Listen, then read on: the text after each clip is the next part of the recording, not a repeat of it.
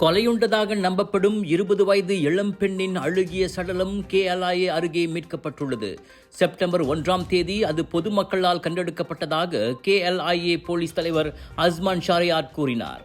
உடல் அழுகி போய் முழுமையற்ற தலை மற்றும் வெறும் மண்டை ஓடு மட்டுமே இருந்தது.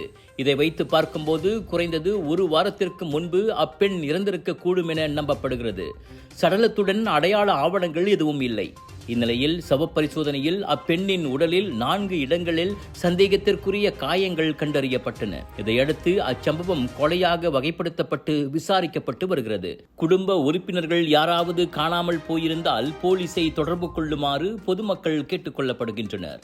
உங்கள் சிறந்த ஆரோக்கியத்திற்கு அளவான எண்ணெயுடன் சிறந்த முறையில் தயாரிக்கப்பட்ட சைவம் அசைவத்திற்கும் பொருந்தும் சூப்பர் ஊறுகாய், பச்சை கொடி சிவப்பு மீன் சின்னம் கொண்ட ஸ்ரீ மீனாட்சி ஊறுகாய்.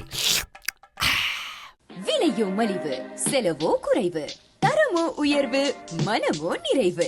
மக்களின் தேர்வு என்ரிகோஸ் முழு ஆடை சத்துள்ள பால்மாவு.